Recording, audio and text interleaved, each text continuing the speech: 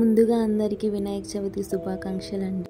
First time ఈ year నాకు తెలిసినట్టు నాకు వచ్చినట్టు అయితే పూజ చేసేసాను. ఎందుకంటే మా అమ్మకు అస్సలు బాగాలేదు. ఈ మధ్య వైరల్ ఫీవర్స్ ఎక్కువ అవుతున్నాయి కదా. సో అమ్మకు కూడా 1 వీక్ నుంచి ఫీవర్ అస్సలు తగ్గలేదు. మార్నింగ్ ఇంకా లేవలేకపోయారు. అందుకని నాకు వచ్చినట్టు పూజ అయితే చేసేసాను. సో దానికోసం అయితే నా ప్రిపరేషన్స్ మార్నింగ్ 6 o'clock లేచి స్టార్ట్ చేసా. అదంతా ఒకసారి చూసేద్దాం. నేను ముందు రోజు ఇల్లు మొత్తం క్లీన్ చేసుకొని అలానే కిచెన్ కూడా మొత్తం క్లీన్ చేసి స్టవ్ కూడా క్లీన్ చేసేసాను అనమాట. సో దట్ మార్నింగ్ లేవగానే నాకు ఎక్కువ పని ఉండకుండా ముందు రోజే మొత్తం కానించేసాను. సో నెక్స్ట్ డే లేవగానే ఫ్రెష్ అయిపోయి ఫస్ట్ పులిహోర కోసమని రైస్ పెట్టేశాను. అండ్ రైస్తో పాటు చింతపండు నార్మల్గా నానబెడితే చాలా టైం తీసుకుంటుందని చెప్పి కొంచెం ఉడికించేదాన్ని.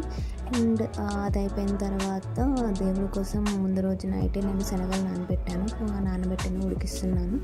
అండ్ టిఫిన్ కోసం పెసలు కూడా నానబెట్టాను ముందు రోజే. సో దాన్ని పిండి చేస్తున్నాను, ఎందుకంటే అమ్మకి టిఫిన్ పెట్టాలని. సో అవి అయ్యేంతలోపు నేను గుమ్మానికి పసుపు అవన్నీ రాసి ముగ్గులు పెట్టేసి బయటంతా రెడీ చేశాను.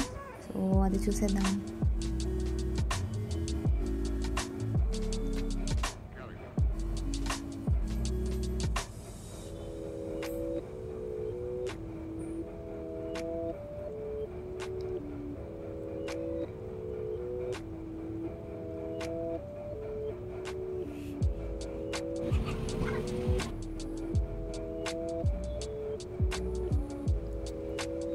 నాకైతే అస్సలు ముగ్గులు రావు. ఆ వచ్చిన ఒక ముగ్గు కూడా మా చెల్లి నేర్పించింది అనమాట.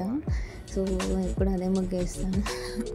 అండ్ అవి అయిపోయిన తర్వాత మళ్ళీ కిచెన్లోకి వచ్చి చింతపండు ఆల్రెడీ ఉడికించాను కదా. సో దాన్ని ఇప్పుడు పులిహోర పులుసు చేస్తున్నాను అనమాట. సో దానికోసం ఆ చింతపండులో కొన్ని మిర్చి, పసుపు అండ్ అల్లం కూడా యాడ్ చేసేసి దాన్ని పక్కన ఉడికిస్తున్నాను. అందులోపు మాకు బ్రేక్ఫాస్ట్లోకి చట్నీ కోసమని పల్లీలు వేయించా. కానీ నేను నా పూజ సామాన్లు క్లీన్ చేసే లోపే అది పల్లీలు మొత్తం మాడిపోయాయి. సో మళ్ళీ ఆ పల్లీలను పక్కన పెట్టేసి మళ్ళీ ఇంకొకటి తీసుకొని మళ్ళీ స్టార్ట్ చేసా. సో అలా చట్నీ చేసా. అండ్ నెక్స్ట్ పులిహోర కోసం తాలింపు రెడీ చేస్తున్నా. సో దానికోసం ఎండుమిర్చి, కరివేపాకు, పల్లీలు, మినప్పప్పు, శనగపప్పు, జీలకర్ర అన్ని తాలింపులు వేసి దాన్ని తాలింపు రెడీ చేసి పులిహోర అయితే కలిపేశాను. సో నెక్స్ట్ మా చెల్లి పూజ సామాన్లు తీసుకొని వచ్చింది. నేను ఒక్కదాన్నే కదా అని చెప్పి హెల్ప్ చేయడానికి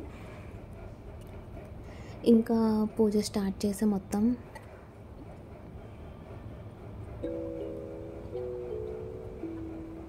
సో మార్నింగ్ నేను 6 o'clockకి స్టార్ట్ చేస్తే మా పూజ అయ్యేసరికి 11 అయింది.